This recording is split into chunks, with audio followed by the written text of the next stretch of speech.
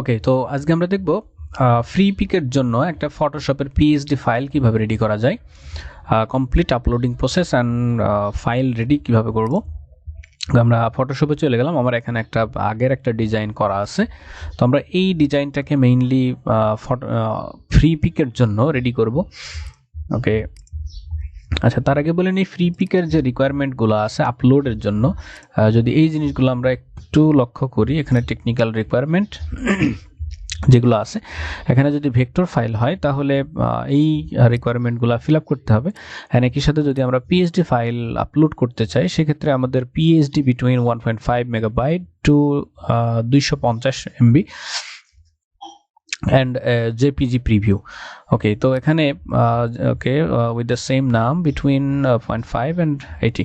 আচ্ছা, পিএইচডি ফাইলের ক্ষেত্রে যে বিষয়টা সেটা হচ্ছে পিএইচডি ফাইল যে মেইন ফাইল সেটা সর্বনিম্ন 1.5 মেগাবাইট হইতে হবে এবং সর্বোচ্চ 250 মেগাবাইট পর্যন্ত হইতে পারে সাইজ।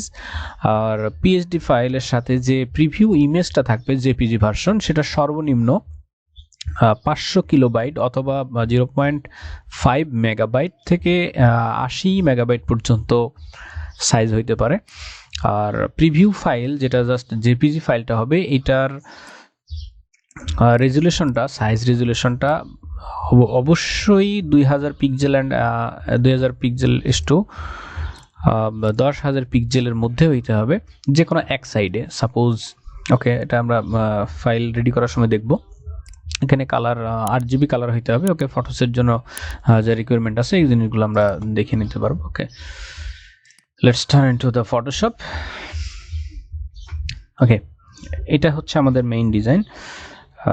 আচ্ছা, এখানে আমাদের লেয়ার যেগুলো আছে, লেয়ারগুলো প্রথমত আমাদের অ্যারেঞ্জমেন্ট করতে হবে। আমরা কি কি ডিজাইনের মধ্যে ইনক্লুড রাখতে পারবো আর কি কি রাখতে পারবো না, এই জিনিসগুলো অবশ্যই আমাদেরকে ইনস্ট্রাকশন দেওয়া আছে। ফ্রিপিকের এখানে রিকোয়ারমেন্টে গেলে আমরা ইনস্ট্রাকশনগুলো পেয়ে যাব। ওকে, তো প্রথমত আমাদের এখানে যে লাইট, ওকে, এখানে হালকা একটা লাইট দেওয়া আছে, সানলাইট, দুই সাইডে দুইটা সানলাইট আছে। এই লাইট দুইটাকে আমি গ্রুপ করব প্রথমে, এটাকে অবশ্যই নাম দিব লাইটস। ওকে, এরপরে এখানে একটা টিম লিডারের যে একটা শেপ আছে, এই শেপ, এখানে যে টিম লিডারের টেক্সট আছে এইগুলাকে একটা গ্রুপ করব। ওকে, এখানে এই ধরনের কোনো রিকোয়ারমেন্ট নাই যে এই লেয়ারগুলোকে অবশ্যই গ্রুপ করতে হবে বা এখানে নাম চেঞ্জ করতে হবে, এই ধরনের কোনো টেকনিক্যাল রিকোয়ারমেন্ট নাই।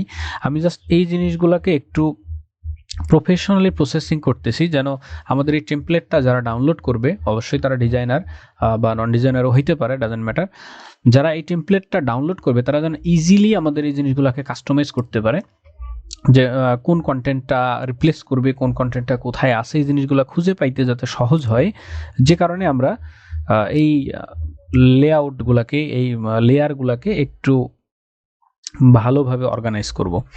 ওকে, তো এখানে এটা হচ্ছে আমাদের গ্রুপ টপ টেক্সট। ওকে, আর এখানে যে ডিটেইলসের যে ব্যাপারটা আছে, এখানে ছোট করে একটা ডেসক্রিপশন লেখার, এটাকে আমরা চাইলে একটা গ্রুপে ডেসক্রিপশন দিতে পারি।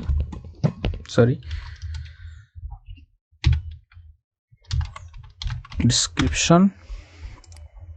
ওকে, আগের তুলনায় এখন আমাদের ফাইলের যে লেয়ারগুলো আছে এই জিনিসগুলোকে খুবই প্রফেশনাল দেখাচ্ছে। ওকে, আমাদের উপর পাশের সবগুলো কমপ্লিট। এখন আমাদের ফুটার পাশ আছে, যেটা নিচের সাইডে যে অংশগুলো আছে, এখানে অবশ্যই একটা জিনিস খেয়াল রাখতে হবে, এখানে পার্সোনাল কোনো ডিটেলস দেওয়া যাবে না। এখানে যেমন আমি জাস্ট একটা স্যাম্পল হিসাবে মোবাইল নাম্বার আর ওয়েবসাইটের স্যাম্পল ব্যবহার করছি, এইভাবে আমরা দিতে পারি। ওকে, এখানে আমার দুইটা আনইউজড এলিমেন্ট আছে, এগুলাকে ডিলিট করে দেবো। এখানে কি আছে, ওকে, এগুলো আমার দরকার নাই, ডিলিট। এখানে আরেকটা জিনিস, আমি এখানে যে লাইটটা ইউজ করছি, এখানে যে স্ট্রিক লাইট, এই লাইটটা কিন্তু আমার এখানে অবশ্যই একটা জেপিজি ফাইল, তো আমি চাইলে জেপিজি ভাবে ডিরেক্ট ইনক্লুড করতে পারবো না, এটার জন্য আমার কিছু স্টেপ অবলম্বন করতে হবে। তো আমি অত ঝামেলার মধ্যে যাব না, আমি লাইটটাকে জাস্ট এখান থেকে কনভার্ট স্মার্ট অবজেক্ট দেন এটাকে রাস্টারাইজ লেয়ার। ওকে, এটা এখন ফটোশপের একটা সিম্পল লেয়ার হয়ে গেল, এটার স্টক ইমেজ থাকলো না। একইভাবে এখানে যে সাদা এটা ব্রাশ লাইট আছে, okay long light, sorry glow light,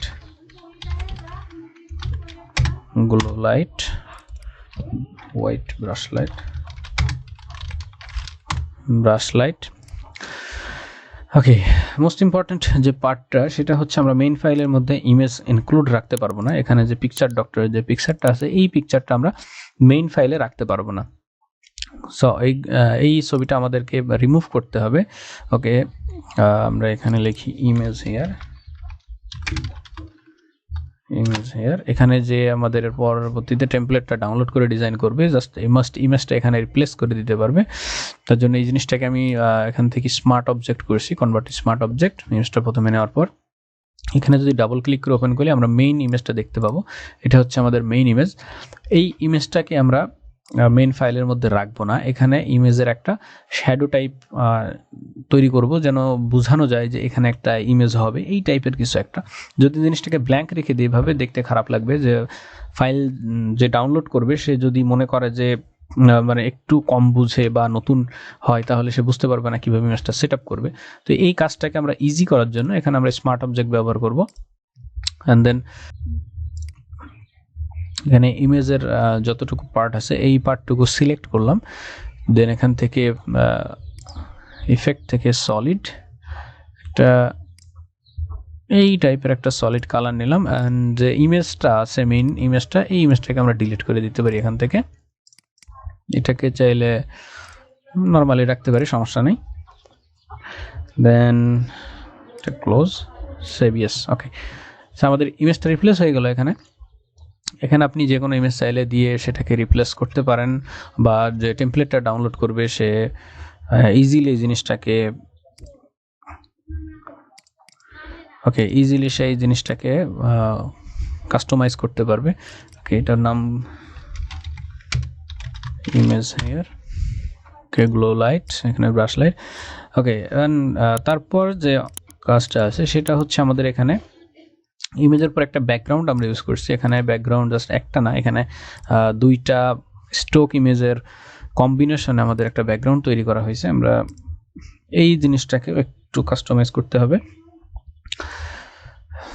ওকে, এখানে এই যে হোয়াইট যে ব্যাকগ্রাউন্ডটা আছে এটা সহ আমরা তিনটা লেয়ার একসাথে সিলেক্ট করলাম এবং কিবোর্ড থেকে এটাকে আমরা কনভার্ট স্মার্ট অবজেক্ট করব। দেন একইভাবে রাস্টারাইজ লেয়ার, দেন এটাকে নামকরণ করে দিলাম বিজি। ওকে, এখন যদি উপরের জিনিসগুলো আমরা হাইড করি তাহলে যে ব্যাকগ্রাউন্ডটা দেখব,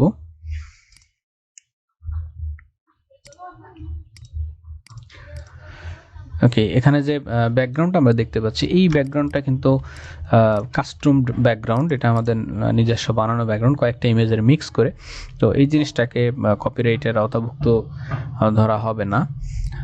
ওকে, তো সেক্ষেত্রে এখানে এই হচ্ছে আমাদের মেইন যে টেমপ্লেট, এটা আমাদের রেডি হয়ে গেল। এটা মেইন পিএইচডি ফাইলটা রেডি হয়ে গেল। এখন আমাদের আরেকটা প্রিভিউ ফাইল রেডি করতে হবে with the same name, JPG file, যেটা আমি আগে থেকে সেভ করে রাখছি ডিজাইনের পরপরই একটা জেপিজি ফাইল সেভ করে রাখছি। এই জেপিজি ফাইলটা দিয়ে মূলত আমরা আমাদের প্রিভিউ ইমেজটা ডিজাইন করব। ওকে, তো এখানে আমি একটা টেমপ্লেট ডিজাইন করে রাখছি প্রিভিউ ইমেজের জন্য। জাস্ট শুধুমাত্র এই যে মেডিকেল রিলেটেড যতগুলো সোশ্যাল মিডিয়া পোস্ট বা পোস্ট টেমপ্লেট আছে এই টেমপ্লেটগুলোকে প্রেজেন্টেশন করার জন্য জাস্ট আমি সিম্পল ফাইলটা বা সিম্পল মকআপটা তৈরি করছি। তো এটার জন্য আমাকে বেশি কষ্ট করতে হবে না। আমি এখানে জাস্ট এই স্মার্ট অবজেক্টের উপর ডাবল ক্লিক করে এখান থেকে আমার যে ডিজাইন ফাইল আছে এই ফাইলটাকে জাস্ট এখানে বসাই দিয়ে কন্ট্রোল এস প্রেস করলে এটা অটোমেটিকলি সেভ হয়ে যাবে।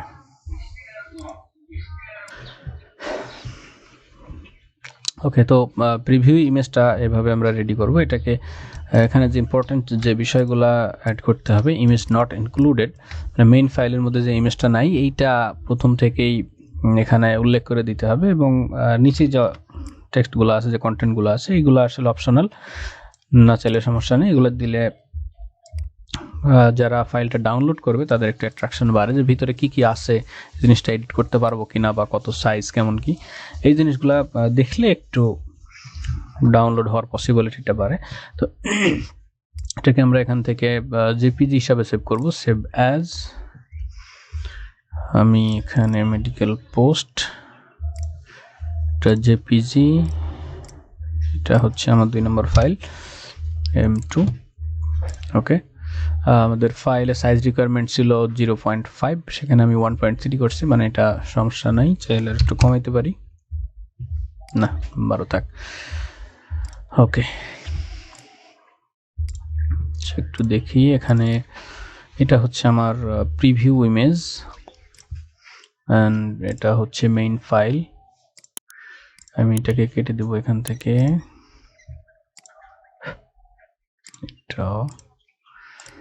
এটা দরকার নাই।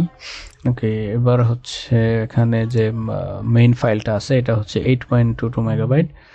এটাকে যদি ওপেন করি তাহলে আরেকবার চেক করার জন্য লাস্টলি যে সব কিছু ঠিকঠাক আছে কিনা, এখান থেকে টপ টেক্সট, ডেসক্রিপশন, টেম, ফুটার, ইমেজ। ওকে, ফুটারটা নিচে দিতে পারি, সরি। ওকে, সব কিছু ঠিকঠাক আছে। তো এবার আমরা আপলোড করব। তার আগে যে কাজটা করতে হবে সেটা হচ্ছে আমাদের এখানে এই যে জেপিজি প্রিভিউ ইমেজটা, এই ইমেজটাকে একটু অফ পেজ এসইও করব। আমরা এখান থেকে প্রপার্টিজে যাওয়ার পরে ডিটেলস থেকে এখানে টাইটেলটা দিয়ে দেব। আমরা এখানে একটা ডিফল্ট টাইটেল লেখা আছে, এই টাইটেলটা এখান থেকে অ্যাড করে দেব। Subject same. এবার এখান থেকে কিছু ট্যাগ দিয়ে দেব, যে ট্যাগগুলো আগে থেকে কালেক্ট করা।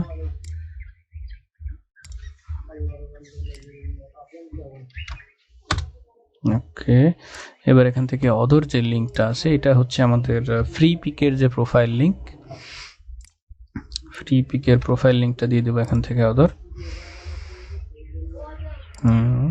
কপিরাইট। ওকে, দেন অ্যাপ্লাই।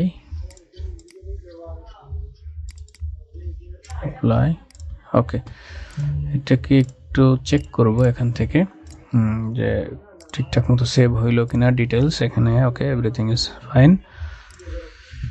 আচ্ছা, ওকে, তো আমাদের প্রিভিউ ইমেজ রেডি হলো, main file well layer organise করে রেডি হয়েছে। এবার আমরা যাব আপলোড করার জন্য।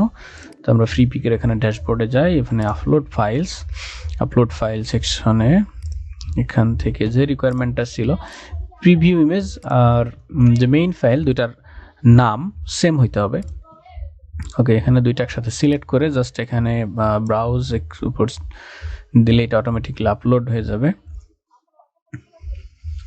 ওকে,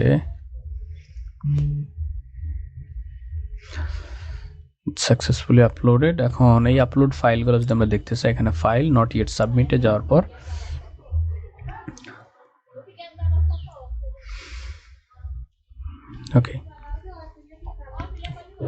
ওকে দেখা যাচ্ছে এখানে আমাদের দুইটা ফাইল, যেটা আমি একটু আগে আপলোড করছি, এবং এটা ফাইলটা আপলোড হয়ে গেছে। এখন এটাকে সাবমিট করতে হবে, আমাদের মিনিমাম 10টা ফাইল লাগবে। 10টা ফাইল যখন আপলোড কমপ্লিট হবে, দেন এইগুলোকে আমরা ট্যাগ টাইটেল অ্যাড করব, তারপর হচ্ছে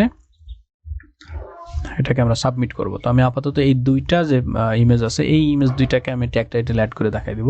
সরি, এখান থেকে এডিট, আমি দুইটাকে একসাথে সিলেক্ট করলাম যেহেতু দুইটা সেম ক্যাটাগরির।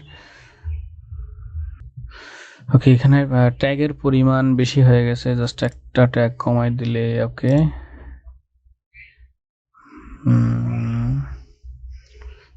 Unique tag in maybe. ওকে, তো এখানে আমাদের ট্যাগ টাইটেল অলরেডি যেহেতু আমরা ইমেজটাকে এসইও করছিলাম, এটা অটোমেটিক্যালি এখান থেকে নিয়ে নিছে। দেখেন সেভ ফাইল। ওকে, এবার যদি আমরা নট ইয়েট সাবমিটে দেখি, ফাইল দুইটা রেডি টু সাবমিট। এখানে যখন 10টা ফাইল এরকম সেম ওয়েতে, যেখানে কারেক্ট, দুইটাই যখন কারেক্ট হয়ে গেছে, এভাবে 10টা ফাইল যখন আমরা রেডি করব, দেন এখান থেকে সেন্ড টু রিভিশনে দেওয়ার পরে ফ্রিপিক এটাকে রিভিউ করবে। যদি সব ঠিকঠাক থাকে তাহলে আমরা এখান থেকে পাবলিশের মধ্যে দেখতে পাবো। এটাই হচ্ছে ফ্রিপিকে ফাইল রেডি করে সাবমিট করার প্রসেস।